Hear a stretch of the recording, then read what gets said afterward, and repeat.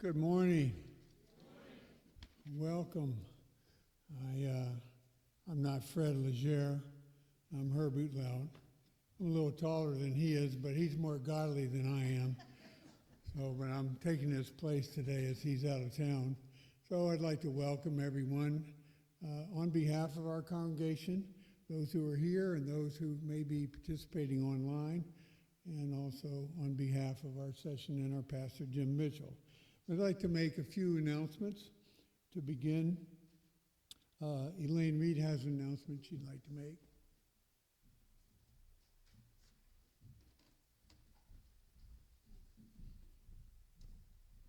Morning all. I want to give the ladies one last opportunity to consider going to the Jubilee 3 retreat. It's a Super Women's Retreat happening November 7th and 8th. This is coming Friday and Saturday.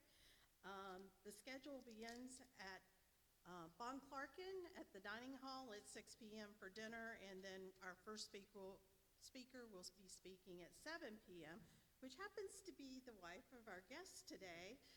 She's under the weather, so be praying for her that she'll be back up to full strength for the retreat.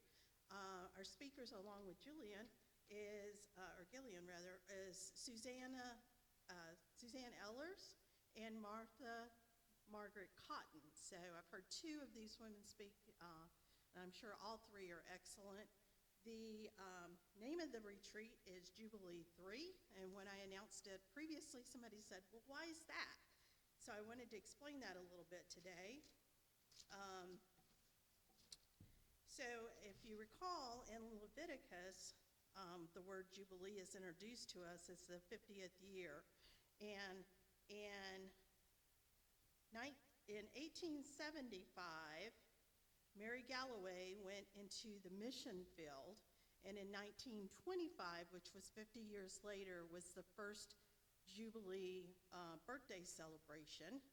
And since that time, the women of the ARP denomination have been sponsoring, in part, the salary and funding for some of the ladies to be on the mission field. So this is the third 50th celebration of that founding. So that's why the retreat and the focus on the women mission speakers. You can register by calling Bon Clarkin or going to the website. And if you have any questions, please feel free to ask me. We have 5 ladies currently going, and we'd love to have more. Thank you. Thank you, Elaine.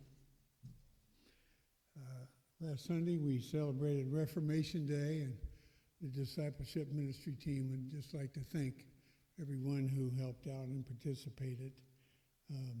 There are boxes available in the foyer for Operation Christmas Child, and if you haven't picked one up, please pick one up. This is an excellent opportunity to show the love of Christ to children in various places around the world. For many of them, it's the first time they've ever received any gifts, and it also gives them an introduction to the gospel of Jesus Christ. So I encourage you to do that anytime. Can be returned anytime before November 17th. And if you have any questions, talk to Sandy Hall. Justin Brickey is here today visiting with us. He's active in seed ministry, and we're going to have a dinner following worship. And so we ask everyone, please stay and participate in that. And Justin will speak with us then. A love offering will be collected. You can write a check to Scots Kirk and put in the memo line for World Witness Seed Ministry, Justin Brickey, and either do it now or following during the meal. Also, on Wednesday, November 19th, during the normal time for the Bereans Bible Study, Dr. Kyle Sims will be visiting with us. He has served as the vice moderator of the ARP General Synod, and he's now the principal clerk for our denomination. And so he's going to share his experiences in glorifying God, focusing on his position with Erskine Seminary. So we would encourage all to attend on Wednesday the 19th. Well, if you would take a moment to prepare your hearts for worship. And there's a verse here from Isaiah.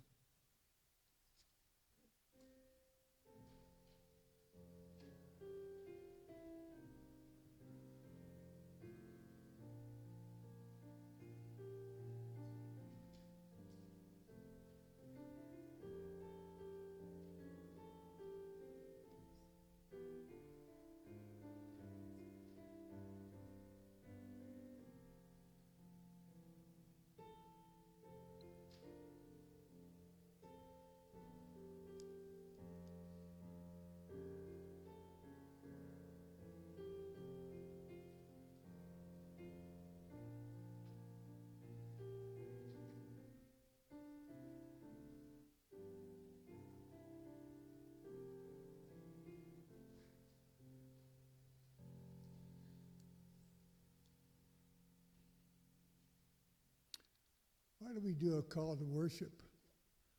Well, we don't have a shofar to blow, but a call to worship is intended to focus our minds on the fact that we are here to worship God. We're not here for entertainment. We're here to give our hearts to Him. And I would like to read a call to worship from Jeremiah chapter 10 and verses 6 through 7. There is none like you, O Lord. You are great, and your name is great in might. Who would not fear you, O King of the nations? For this is your due.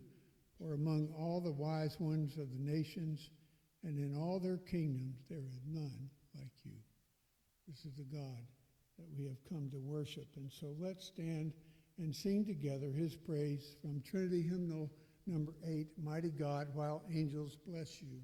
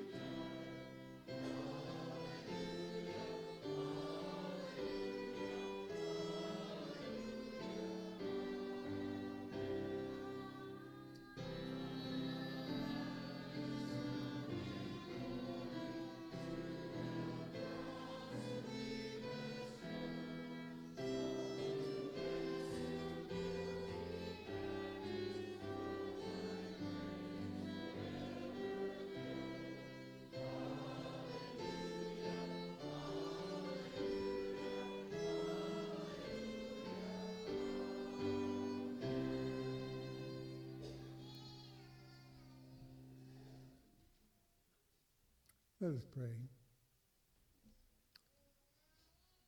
Heavenly Father, Lord Jesus, Holy Spirit, we come before you today as sinners before a holy God. Lord, we are here to worship you. We pray that by your Spirit you would enable us to worship you in spirit and truth. We pray that your name might be lifted up, that all glory and honor be given to you, our God. We pray that our hearts would be in tune with your word. And Lord, we ask it in the name of our precious Savior Jesus, who taught his disciples to pray, saying, Our Father, who art in heaven, hallowed be thy name. Thy kingdom come, thy will be done, on earth as it is in heaven. Give us this day our daily bread, and forgive us our debts, as we forgive our debtors. And lead us not into temptation, but deliver us from evil. For thine is the kingdom, and the power, and the glory forever. Amen. Please be seated.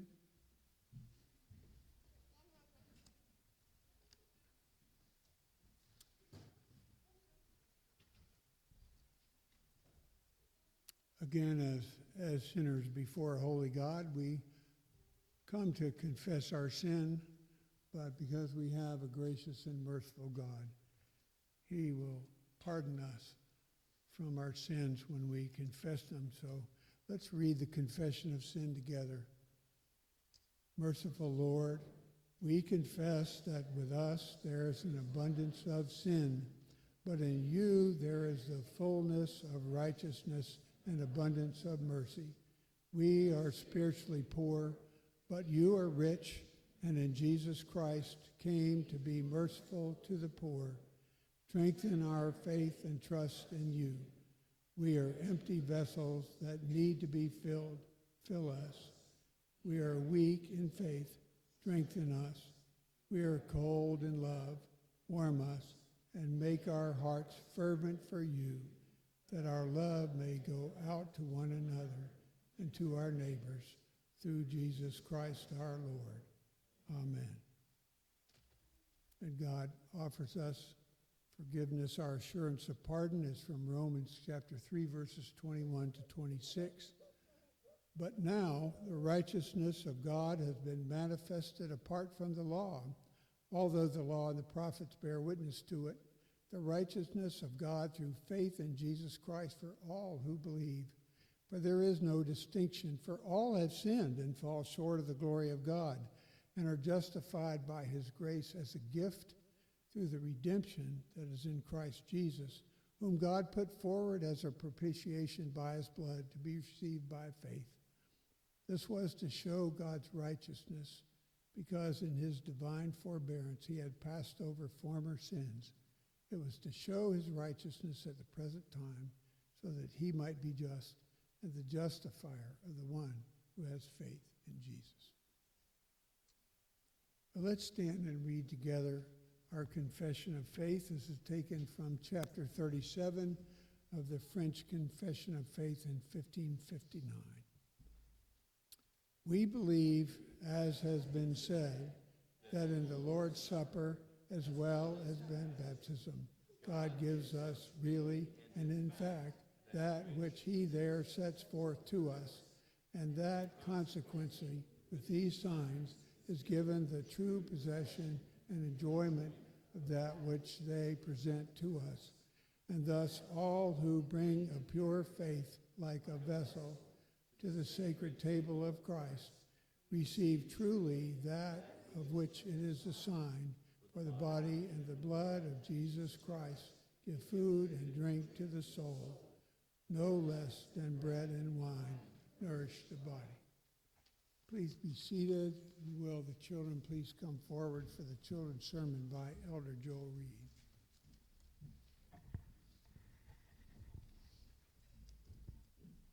All right. One more psalm to go through. You ready? Yeah? So, have you ever prayed and wondered why God didn't answer that prayer? Like what? Like talking out loud, or just like you pray for something that you really think is something you need, right? Or you really want, and you feel like God's not listening?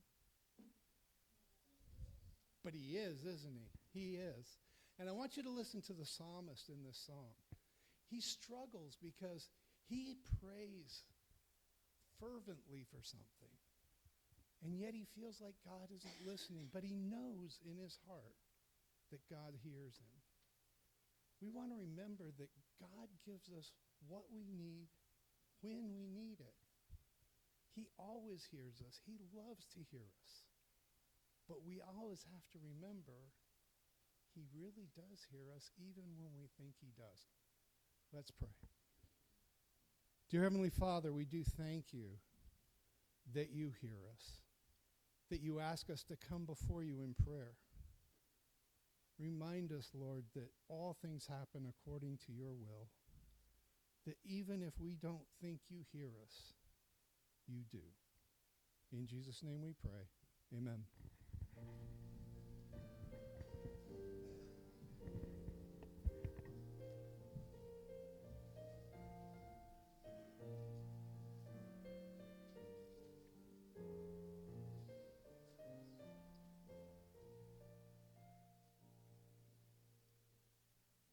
Thank you, Joel. Our scripture reading today is chapter 36 from Ezekiel. I would invite you to read along in your copy of God's Word. If anyone does not have one, there are some Bibles on the table in the back, and you're welcome to avail yourself of that resource.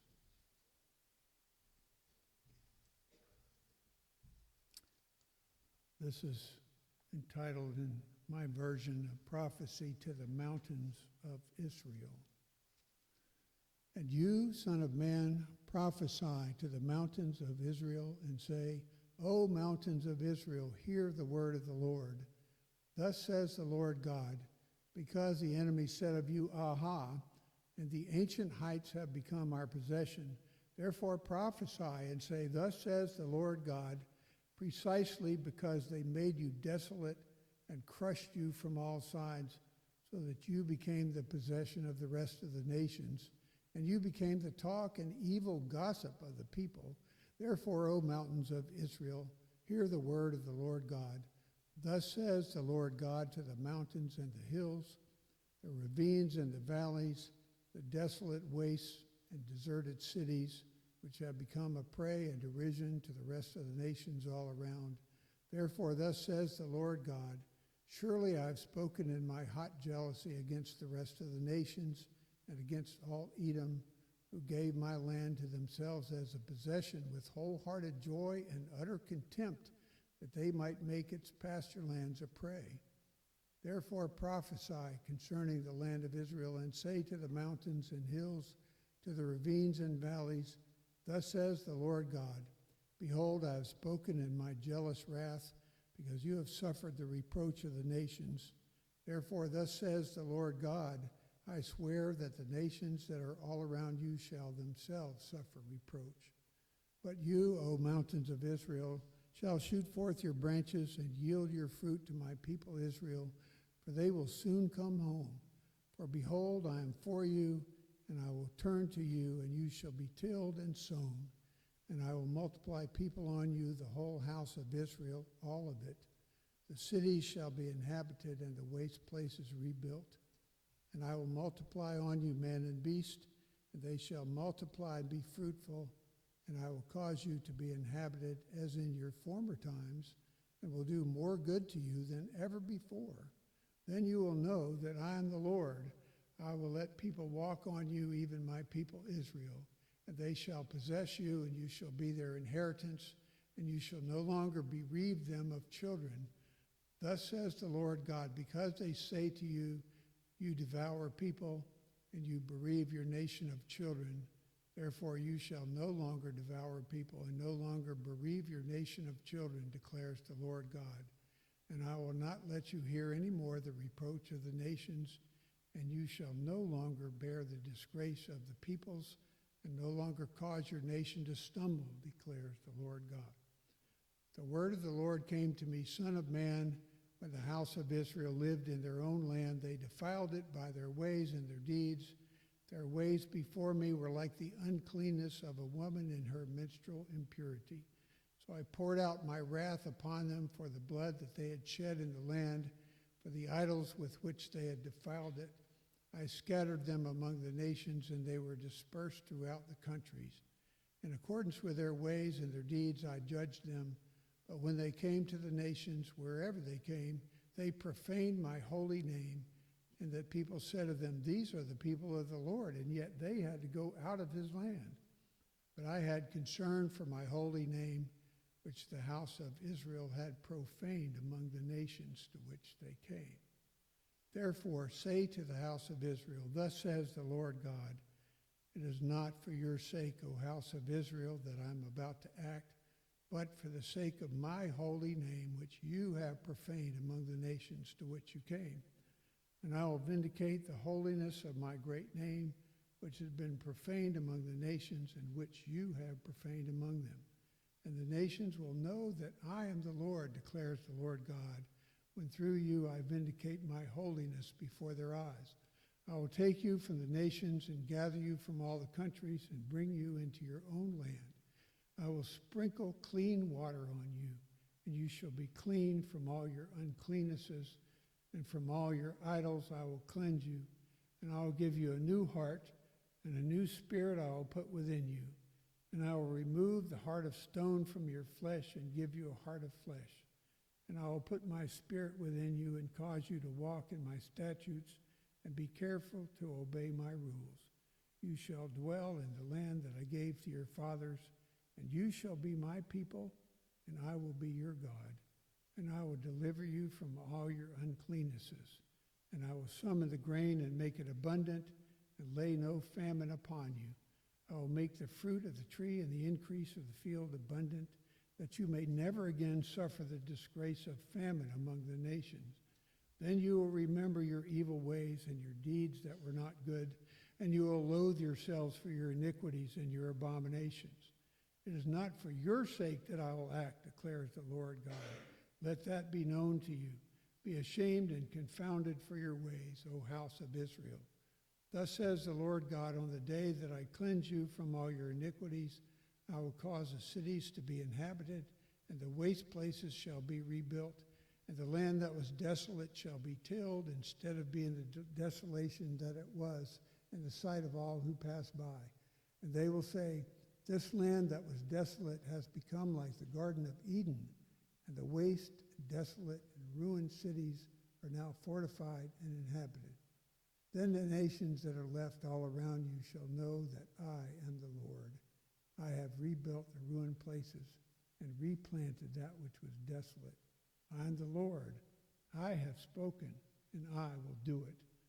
Thus says the Lord God, this also I will let the house of Israel ask me to do for them, to increase their people like a flock for sacrifices, like the flock at Jerusalem during her appointed feasts. So shall the waste cities be filled with flocks of people. Then they will know that I am the Lord. The word of the Lord.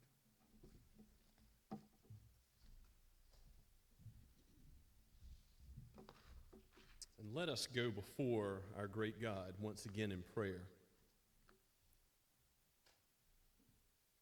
O Lord, our God, you are zealous for your own glory. You will not share it with another. And indeed, you will be glorified. In creation, you were glorified. In your marvelous acts in history, chiefly with the death and resurrection of your Son, the Lord Jesus Christ, the one mediator between God and man. You are glorified. We come not in our own righteousness or our own faithfulness today, but in his righteousness, in his faithfulness as your servant to do all your holy will in our place, to die the death we deserve to die. Oh, Father, bless the preaching of the gospel, the teaching of the truth, to everyone who is present here, to all that were present in Sunday school, to the little ones, to the most aged. May your word build up your flock in the truth. Your word is truth. Oh, Father, may it be a lamp to our feet, a light to our path. Oh, Holy Spirit, use what you have breathed out so that your people would be blessed and so that all those who are your sheep will be brought in. Powerfully convert the soul. Bring faith and repentance to all those who are your own. We pray that your gospel would go forward through not only this church, but every gospel-proclaiming, Christ-honoring church in Somerville, in the Tri-County area. We thank you, Father, for Shem Creek and their ministry. We pray for them today, and we ask for more opportunities to plant churches in the Low Country. Father, we thank you for your work in bringing the gospel to foreign lands, and we know that this is all of you as you are building your church with every nation, tongue, and tribe. We thank you for how Pakistan and throughout Africa the seed ministry has been at work, and we pray that you would open the doors still to return to Mexico, to heal relationships, to bring the gospel there powerfully. Father, we pray that you would do this and it would be evident that you receive the glory for it. Father, give us gospel opportunities in our own neighborhoods with those with whom we work and where you have called us. We pray that you would help us to be friends, true friends that love others, and that would result in many things, including conversations about the truth of who you are and what you have done. Your loving kindness, your covenant faithfulness is our only hope in life and in death, and how we long to see our neighbors embrace that as well. Oh, Father, we pray for the work of the Andes and their ministry to international students. We lift up the Robolos and their gospel conversations they are having with others, particularly Muslims in their own neighborhood. Father, we pray that you would bless Justin Bricky in the conversation which he will have with us, if you are willing, after worship today. We pray, Father, for wisdom and direction in the seed ministry with World Witness and in Mexico. Father, we thank you for how you have been so pleased to bless the ministry of the word in the Associate Reformed Presbyterian Church in Pakistan and in Africa. We pray for the Goodmans and Lee Shelnut. Lord, we lift up the hospital in Sahiwal, Pakistan, and pray for the Ackermans and the future leadership there. We pray for the doctors and nurses which give physical aid along with the ministry of the word and the peace that comes only by knowing your Son. We pray, Father, that you would bless not only those who lead this church, the elders and the deacons as we meet together, but also every member, that you would use us truly as a body, the spiritual gifts of each one. And we thank you for those who have recently come or are coming to join with us. And we pray that you would incorporate all that you have so graciously bequeathed to your people, the talents of the spiritual gifts, to the blessing of not only this body, but also to the blessing of those that have not yet understood the community that you have called us to, which ultimately points to your love. We pray, Father, that you would bless those who are leaders in high places, that you would bless our president, the Supreme Court, the Congress. We pray for our governor and local leaders and for upcoming elections. We pray in all this that your will would be done and that you would see fit to guide by wisdom those who lead and keep them from foolish acts that, Lord, thwart them wherever they plan evil. We ask that you would bring about a culture that we would see it with our own eyes, where even unbelievers might be forced to acknowledge that the unborn and the life of the womb are human beings indeed. And Lord, you are powerful and able to do this. We ask it for the sake of your great name, for your glory. You can bring about this change, and so we do call for it. We plead with you for it. We ask that you would bring about changes that others seem to think impossible. We know that nations can be at peace and not war. Yes, in the new heavens and new earth, there will be ultimate peace and total peace, and the lion will lie down with the lamb. But until that day, there will be strife. Yes, there will be enmity between man, but we pray for peace in the Middle East, even between Israel and those who are proclaiming themselves as followers of Allah. Lord, these do not bring peace from their own worldviews as they are caught up in darkness. But Lord, open their eyes to the truth, and ultimately we pray for spiritual peace through Christ, but we also pray that you would shatter the spear, break the bow, burn the chariot with fire, bring about more peace between human beings, that you might regard the lives of the innocent. Lord, we pray for those hurt and hurting in Jamaica, those who are mourning in Jamaica. We pray that you would give the hungry food to eat, that you would regard the lives of those who suffer. Father, we lift up our own flock, for many are suffering with medical issues now, and we know that we are here for just a little while. We are but dust, and you are our God. You will lead us and guide us all the way home. You are with us now and forevermore.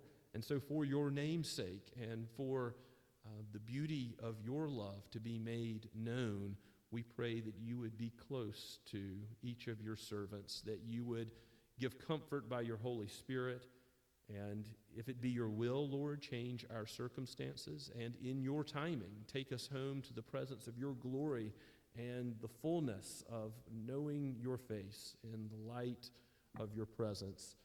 Let your face shine upon us. Hear our prayer. Be gracious to us and aid us as a body to mourn with those who mourn and rejoice with those who rejoice. We do rejoice for the little boy in Carissa's womb, and we pray for his safety and ultimately for his spiritual good, for his conversion. We pray for Carissa and, Lord, this young one. We ask, Father, that you would bless our young adult ministry, that they would be pointed by your word to you, and you would sanctify them in the truth and give them gospel opportunities even as they are at school, many of them even now. Help them to glorify you with their schoolwork. And Father, we lift up those who work, some in dangerous positions. We think of Kelvin Rodriguez and particularly lift him up. We ask, Lord, that you would be near to him and give him safety and return him to us soon. We ask, Father, that you would cause all of our hearts to hunger and thirst for you, for your righteousness, for your kingdom. For you have said that those who hunger and thirst for such will be filled. And Lord, we long to know you more, to know your word more, and to be filled by your love and your goodness, to see your faithfulness, to see your righteousness. And one day we will know it as the waters cover the seas. But until then, help us to walk by faith as we do not yet walk by sight. Help us as pilgrims going to a better land to understand the citizenship we have in heaven with you. You are our God, and we are your people, and how thankful we are for that. We thank you, Father, for how you've helped Mark Dunn's grandson and brought him out of such a critical situation. We do pray for a liver transplant to be possible in the future. Oh, Lord, you are God, and we present this for you, before your throne, knowing that you are able to do it, with thanksgiving for the medical professionals who are able to do such things in our day and age. Father, we know that we have life and breath because of you. You have brought us into your house today, and so let us, with thanksgiving, call upon your name, to be still and know that you are God, and to give you thanks even as you have prepared a table for us. You have given us what we are to feast on by faith, your word and even the sacrament. Lord, bless us today, we pray, for the sake of your great name. In Christ's name we ask it. Amen. And as we continue to worship this morning, let's sing from the Psalter, the psalm which we'll be focusing on this morning, Psalm 143. We're going to sing Psalm 143b. Let's stand as we sing.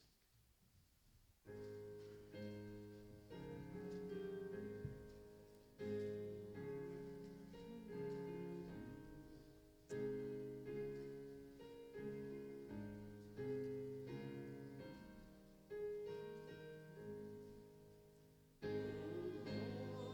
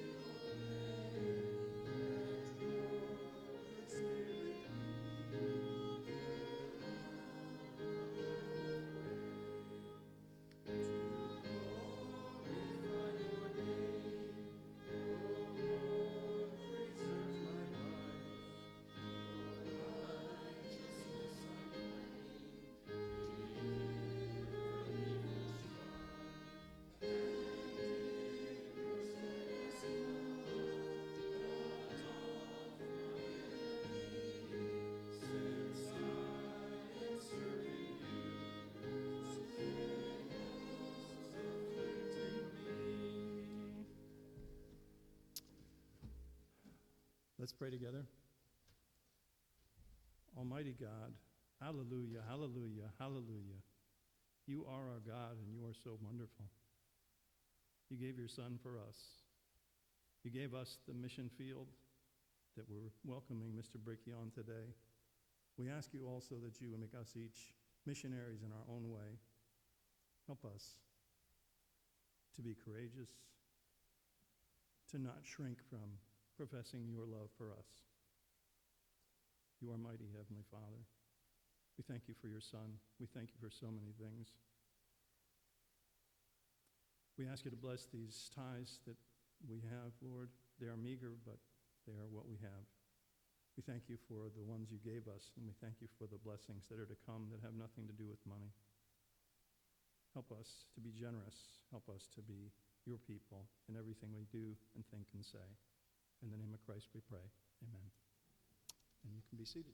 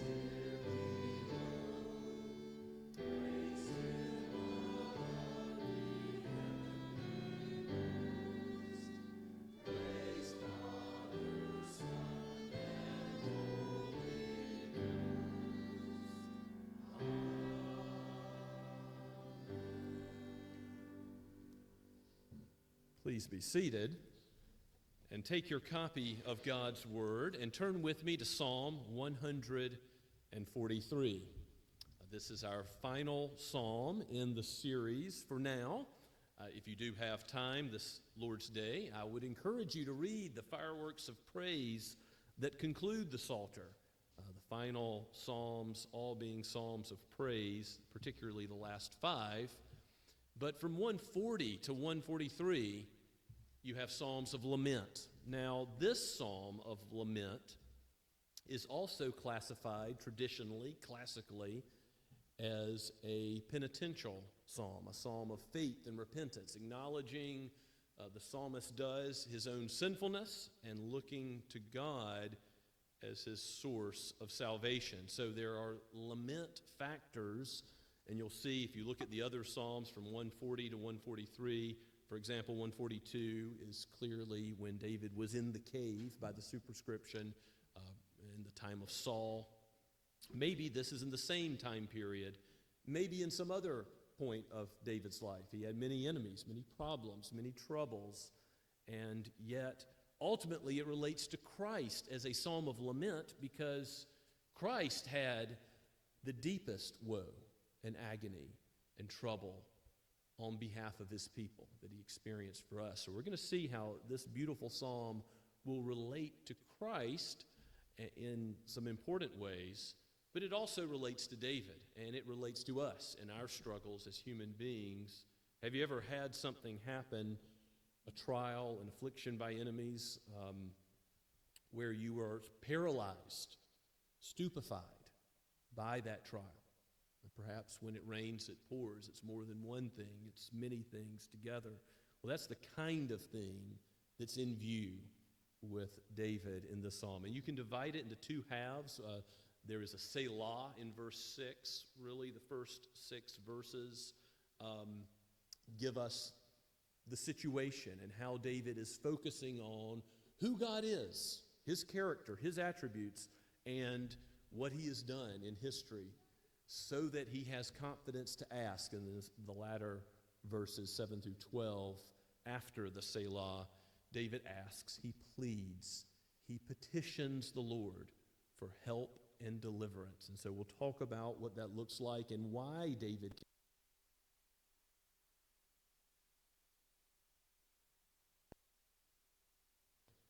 knowing that God will deliver his servant from trouble, from enemies. So let's give our attention to this psalm, which is a lament, which is a psalm of faith and repentance, as it points us to the Lord and Savior, Jesus Christ himself. It is a psalm of David. It is given by the Holy Spirit for each of us who hear it today. May the Lord bless the reading of his word. A psalm of David. Hear my prayer, O Lord. Give ear to my pleas for mercy. In your faithfulness, answer me. In your righteousness, enter not into judgment with your servant. For no one living is righteous before you. For the enemy has pursued my soul. He has crushed my life to the ground. He has made me sit in darkness like those long dead. Therefore my spirit faints within me. My heart within me is appalled. I remember the days of old. I meditate on all that you have done. I ponder the work of your hands. I stretch out my hands to you. My soul thirsts for you like a parched land. Selah.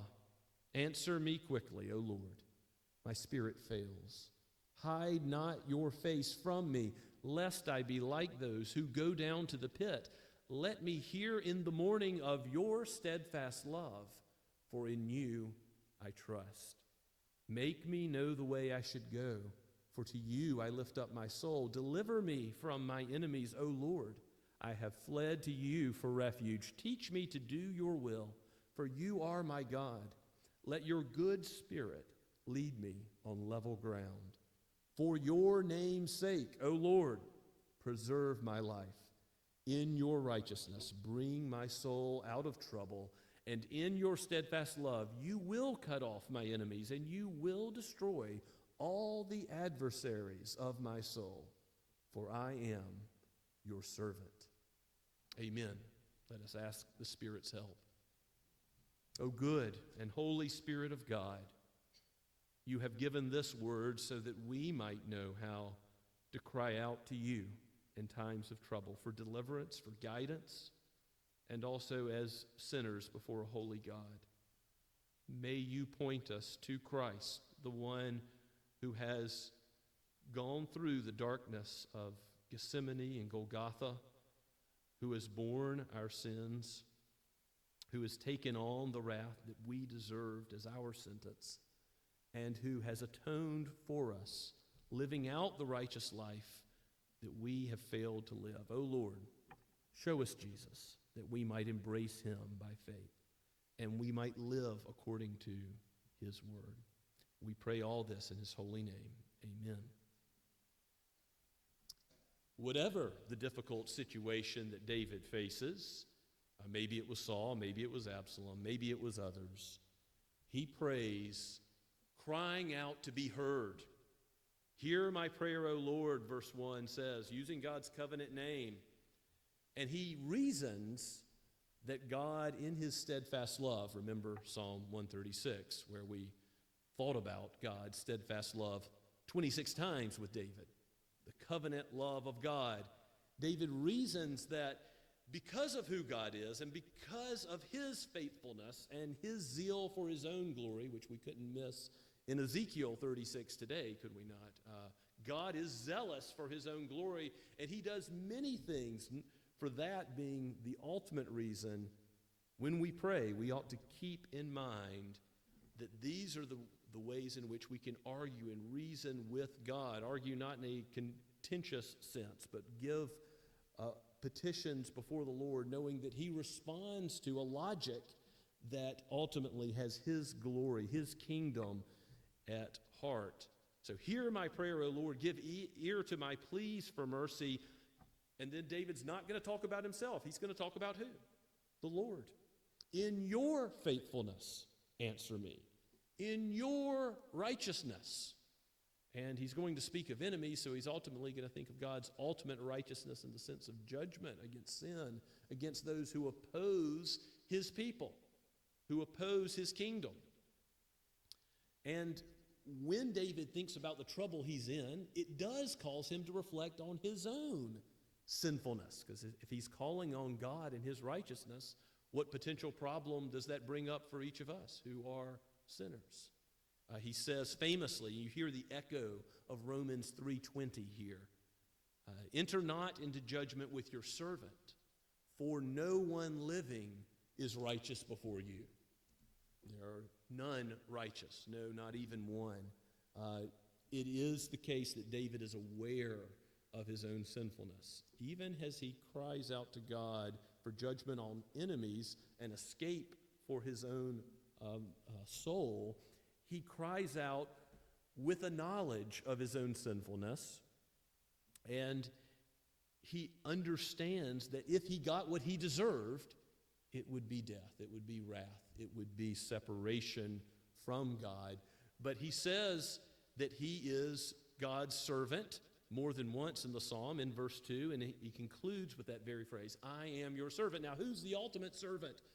It is the Son, Jesus Christ Himself. He's the flawless servant who always did His Father's will. But David is truly the servant of God. That is, he's not a hypocrite. He's not someone who professes one thing. Yes, he stumbles, and he stumbles badly. And yet, when he pens psalms like Psalm 32 and 51, some of those other penitential psalms, you think about what David has done, and yet you also think about how God, by His grace, grants him the grace of repentance and faith, to trust in Christ.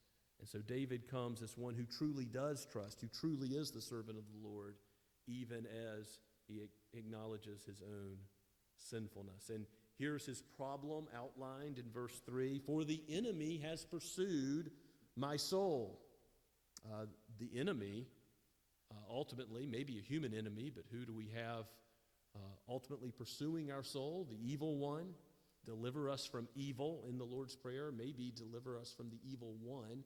The Greek is ambiguous, could be taken either way. But certainly Satan is after the people of God. You see that in the very first chapter of Job. Satan wants to dash God's people against the rocks. And yet God protects those that He seeks to crush. And He will crush ultimately the head of Satan, the enemy, as He promised way back in Genesis 3:15. The enemy pursues the soul of the king and the soul of every believer. But look at what David says He has already done. He has crushed my life to the ground. Has David's life already been crushed completely? No. He will bruise us, but not to death. He will not destroy us. And yet, David goes on further in verse 3 and says, He has made me to sit in darkness like those who have long been dead. And it's almost the language of Psalm 88. Darkness is my only friend. Many of these psalms of lament cry out with a reality of suffering in this world that is deep, that is really and truly difficult. Now, ultimately, that points us to Christ, who did go into the realm of the dead. He descended into hell, as the Apostles' Creed says, because He went under the power of death for a time. He was in the grave. He was truly dead. He was a corpse, and yet He was resurrected to life. He laid down His life, and He brought it up. He took it up again in agreement with the Father and the Spirit for the redemption of His people. He went through the darkness of death and experienced God's wrath for us. So this is ultimately a verse which can bring us great hope as we think about how the Messiah would have prayed it, even as we can think about how Jesus prayed verse 2, do not enter into judgment with your servant. Well, don't judge those that he advocates for. He was baptized with a baptism for the cleansing, not of his own life, but for those that he stands in the place for. And he also speaks on our behalf. Don't enter into judgment with those sinners that are mine, that belong to me, that are covered by my blood. No one is righteous, no one except the God-man, the Son of the living God. And Jesus can pray, verse 3, knowing that he has conquered death and its sting as he has experienced all that we could possibly face in this world. And verse 4 continues to elaborate on this trial that David faces. Therefore, my spirit faints within me, a fainting spirit. My heart is within me is appalled. The center of the being in Hebrew thought, one commentator says, is stupefied and paralyzed. And I thought that was a helpful way of capturing this word, because sometimes the threats which come against us, and Christ told us we would be, because we are like him, afflicted. We would have enemies in this world. We would be persecuted. But because of that threat, we can feel like we don't know where to go. We don't know what to do next. And so the latter half of the psalm makes sense in the context of David's problem. He calls out to God not only for deliverance from enemies, but also direction by God's word. How should I take the next step? And Jesus experienced the Spirit's leading to face every temptation of Satan in the wilderness and to overcome every temptation, of course, by the word of God. Jesus also experienced in the Garden of Gethsemane, as Mark's gospel puts it, in chapter 14, a sorrow unto death. This heart being appalled, this spirit that is fainting, is something Jesus knew in our humanity. He understood what it is to be like to say, Father, take this cup away if it is your will, but not my will, your will be done. And David remembers God's faithfulness in days of old. Of course, we are called many times in the Psalms to remember the covenant faithfulness of God, the covenant name of God, who he is and what he has done. Psalm 136 and all of the great praise of the great Hallel calls us to remember his acts of redemption in history. And David saying, I haven't forgotten. I've remembered all your great works in history, the Exodus, how you've brought your people through the wilderness and into the promised land and on. And this psalm would have been read by the post-exilic community of Israel, beaten down, really afflicted by enemies. And they need to be reminded of what they are to remember, who God is and what he's done. And we today need to be reminded of the same. David says, I stretch out my hands to you. My soul thirsts for you like a parched land. And David's not just going through the motions and saying something to God that he thinks he wants to hear. No. David is truly thirsting for, hungering for God, his character, his kingdom, his righteousness. And Jesus says in the Sermon on the Mount that all who have such hunger and thirst will be filled. What a promise. And as on Wednesday nights we've been going through the Sermon on the Mount with Sinclair Ferguson, it also relates to what we recently covered. If you seek first the kingdom of God, the King of the kingdom, and all that pertains to his glory, what will he do? He'll give you food and clothing. He takes care of the grass of the field. He takes care of the birds in the sky. How much more will he take care of you, the servants of the Lord? That sermon does relate to what David is saying here. David is calling out to God for an answer by implication in verse 6. And then there's that Selah, think about this. Pause, consider, maybe a music notation as well, a musical notation. And in verse 7, he cries out explicitly, answer me quickly, O Lord. And here's the reason. My spirit fails. He again says, I'm at the very edge of what I can handle. O Lord, come and deliver. Hide not your face to me, lest I be like those that go down to the pit, who ultimately die. Would you be glorified in the death of your servant? He's asking. And then verse 8, let me hear in the morning of your steadfast love. There's that Hesed again, so important to all of the Psalms and all of Scripture, indeed. God's covenant love. Let me hear in the morning when I wake up of your faithfulness. And how will we hear of God's covenant love in the morning? I trust we'll hear it in recognizing that He's given us life and breath and the sun shining again. All of His creation exudes His faithfulness. But particularly, when we go to His Word, we hear Him speak. We see the sacrament. He feeds us. He gives us what we need. We see by His Word what He is like and how faithful He is. And that helps us to see that, yes, each new day is bound up in His covenant faithfulness. He has not let us go. He's not turned His face away from any of His children, His sons and His daughters, His servants. So let me hear in the morning of your steadfast love. Answer my prayer. Make me know the way I should go, for to you I lift up my soul. And again, David is asking for direction by God's Word, by God's Holy Spirit. He's going to explicitly mention the Holy Spirit in verse 10 as the good Spirit, the Holy Spirit that uses the Word, as Psalm 119, 105 puts it, as a lamp to our feet, a light to our path. How do we know what God requires of us? His law? By His Word. The Holy Spirit speaks and gives us the power to follow after the way we ought to go. Jesus says, if you love me, you will do what I command. And so likewise, David wants to have the thoughts of his heart and his actions and his words be acceptable in the sight of the Almighty Covenant Lord who knows him and is in relationship to him. So let me know the way that I should go, for to you I lift up my soul, verse 8 concludes. And then verse 9, deliver me from my enemies, O Lord, capital L-O-R-D, covenant, the name of God, Yahweh. I have fled to you for refuge. And if you go to the Lord, will you not be safe?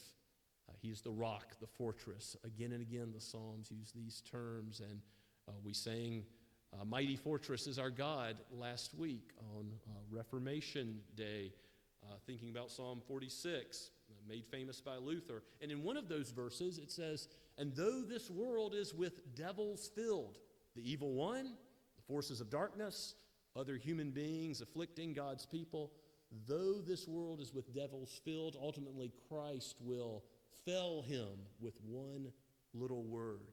A judgment is coming. You see, that's where David is going with this psalm. Fleeing to the Lord as the safe place is building your house on a rock. Jesus concludes his sermon on the mount that way. Don't build on sinking sand anywhere but Christ. You'll be disappointed. You'll be confounded. You'll ultimately be judged. But build on Christ. Build your life on him, and you will be safe from the wrath which is to come. Deliver me. Teach me to do your will. Verse 10 says, for you are my God. Let your good spirit lead me on upright ground or level ground, the straight and narrow, the way in which God's word proclaims. O Holy Spirit, help me, for my strength fails, but I am weak and you are strong. The Lord is able to guide us when we don't know ourselves what to do. And this is a pattern for prayer. If you don't know what to do next, if you're overwhelmed by fears and trials from men or even the forces of darkness, go to the Lord and tell him how you are feeling and how you are thinking, that you will be aided by the Holy Spirit. And read his word with confidence. And ultimately, David does end very confidently. In verse 11, he says, for your name's sake, as in verse 1, it's about God, his faithfulness, his righteousness, not David's great faithfulness and righteousness. But Lord, for your name's sake, you're zealous for your own name, for your glory. O Lord, preserve my life. In your righteousness, bring my soul out of trouble. And God will he not? Because either he will take David out of the circumstances. We'll call David home, or he will change the circumstances. And either way, now and forevermore, he is with David in this life and will ultimately deliver him. Nothing he will do will be in judgment. It will be fatherly chastisement as worse, a trial that will be used for God's glory and our good. And so it is with everything that we face. And David says in verse 12, in your steadfast love, you will cut off my enemies. You see, he's looking to that final judgment ultimately where every knee will bow, every tongue will confess, all enemies will be cut off. There will be a second death for Satan and all of the angels that went with him and all those that know not the Lord Jesus Christ and embrace the gospel. All enemies of the gospel will be cut off. What we have prayed for today, for God's kingdom to come, means for Satan's kingdom to be destroyed, to be beaten. And that's exactly what God will do. And David knows that. Certainly he's reflecting on the covenant promises of God given to the king. You think about 2 Samuel 7, how ultimately one of David's line, David's son, is also David's Lord. The Messiah will deliver and ultimately destroy all the adversaries of my soul. You know, God is preparing a table before us in the presence of my enemies, and not one foe of his kingdom will be left standing. Though the sentence we deserved will be placed on Christ, all those that are not found in Christ, with their sins forgiven by him, their sins will be dealt with complete justice and righteousness and faithfulness by God as he destroys all the power of darkness. And David ends by citing that he is the servant of the Most High. And again, that's not a way of him being proud of his own righteousness. He knows that there's no one righteous that lives. We cannot approach God's holiness in our own faithfulness as servants. But he knows because he is God's servant that God has redeemed him. And he's focusing on the promises of God, not his own righteousness, but God's faithfulness, God's righteousness that endures. When we're in trouble, when it seems like it's raining, pouring, affliction, persecution even, will we, like David, cry out with our own sin in mind, with God's great redemption in mind, and God's glory? Use it as the reason by which we present our requests to God. Lord, for your great name, deliver us, ultimately shepherd us, and defeat Satan and all the kingdom of darkness. May it be so. Earthly enemies abound even since the beginning of time. Luther writes, every Abel has his Cain, every Isaac his Ishmael, every Jacob his Esau, and Christ his Judas that wars against his soul. We have enemies, but we have a God who is victorious over every single adversary that we face. Praise be to his name. And so the Psalter concludes. Praise him, praise him. Hallelujah, hallelujah, hallelujah. Let's pray together. Oh, Father, we thank you for King David, though he was frail as a man as we are. He is a sinner that you brought to repentance by your good Spirit. Give us a life of faith and repentance, even in the face of enemies and paralyzing trials. Give us a faith that we don't have in ourselves, for we are weak, but you are mighty, and you are our strong tower and deliverer. We are confident in your ultimate deliverance. Aid us now as we belong to you. We know whatever your hand brings, it is your will for the sake of your good name and for the sake of our ultimate spiritual good. We thank you and we praise you for that. In Jesus' name, amen. And now let us respond to the Lord's word and prepare for the table as we sing from Blue Notebook number 1, Behold the Lamb. Stand as we sing.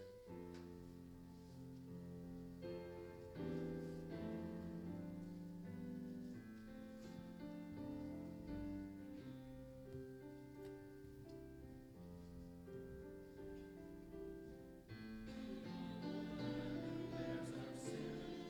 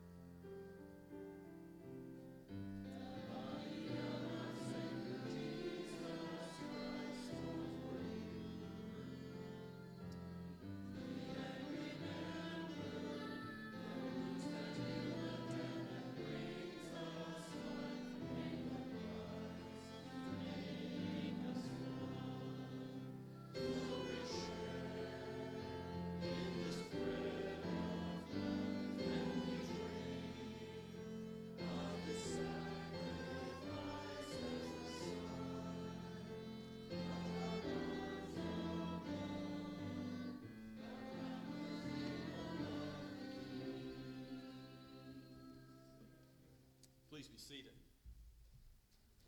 As we come to the Lord's table, I remind you all, as I often do, that this is not the table of Scots Kirk or the Associate Reformed Presbyterian Church, but the table of the Lord Jesus Christ. He has instituted this just as with the preaching of the Word, to present His work in the gospel to us, to be received by faith. And as we confess today from that Reformed confession, the French confession, we really and truly apprehend the reality of redemption when we embrace it by faith. Now that redemption has been preached from God's Word, and that redemption is going to be shown forth in these physical things that we can have known to our senses, our taste and our touch. Praise the Lord for this picture that He has given. Another reason to proclaim Alleluia. If you're not yet a member of a Bible-believing church, if you're a covenant child who has not yet professed faith, do not yet take. But we long to see the day in which you'll profess faith for yourself and take these elements, apprehending the reality as well. The Lord has cautioned us not to eat and drink unworthily, lest we incur judgment. And so that warning is a serious one, and yet at the same time, I don't want God's people, I don't want you who do know the Lord, you who are repentant sinners, to fail to come to this table because of that sin this morning, this past week, this past month, in recent times in life. The ways in which you've stumbled and fallen are not cause to retreat from seeking the face of your Father. He loves you. He renews your faith. He strengthens and comforts with the peace of the gospel. So if your faith is weak or strong, however you feel today, based on the realities that you know and believe in God's Word, come to the table with confidence, knowing that God will ultimately redeem because of His faithfulness, because of the promises of the gospel that are true based on Christ and His finished work.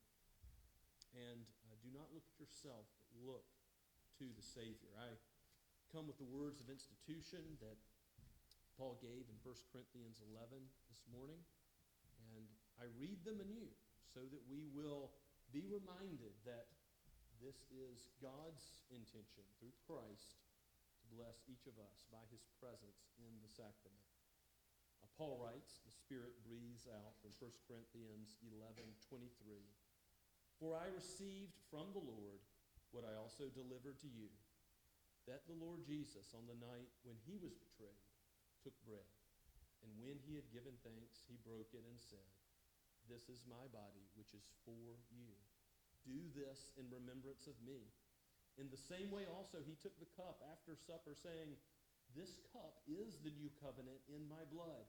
Do this as often as you drink it in remembrance of me.'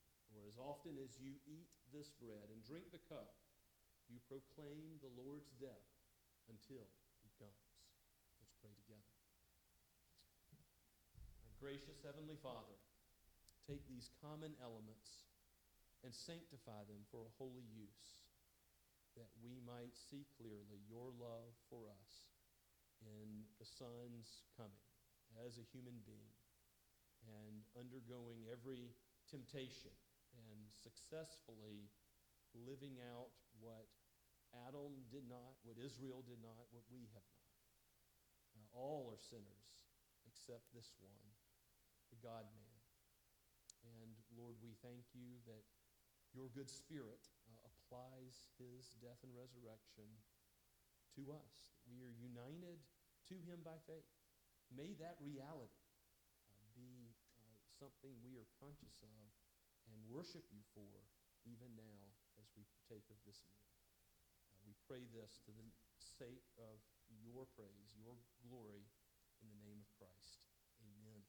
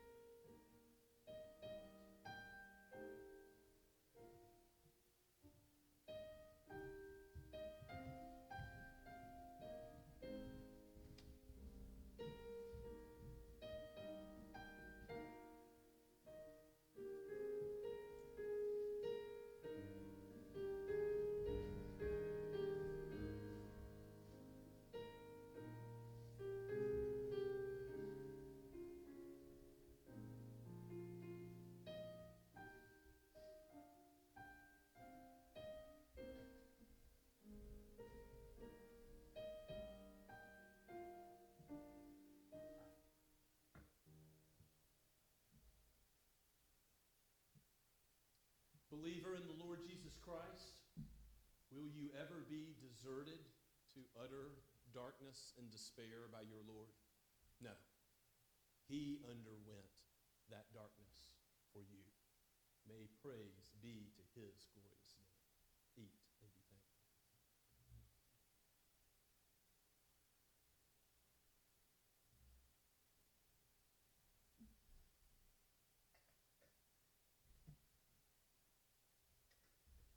In the same way, after supper, Jesus took the cup.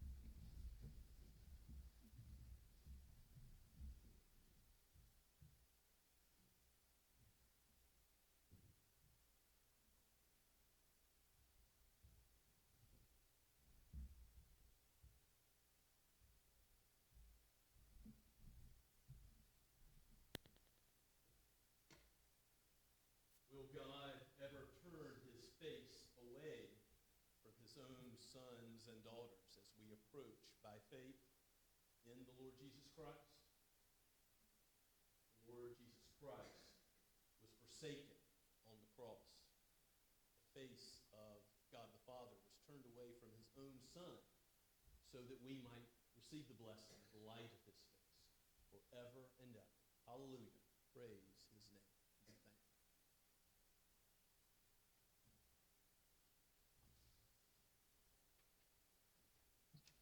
Let us pray together. O Holy Father, righteous and faithful Father, we thank you for this meal. O Lord Jesus Christ, for your presence with us. O Holy Spirit, for your abiding care. You will never leave us or forsake us. How thankful we are for your promises. Cause our eyes to be fixed not on ourselves, but on the author and finisher of our faith, even you, O Lord Jesus, in whose name we pray. Amen and amen. And now let's stand to sing the final stanzas of our hymn.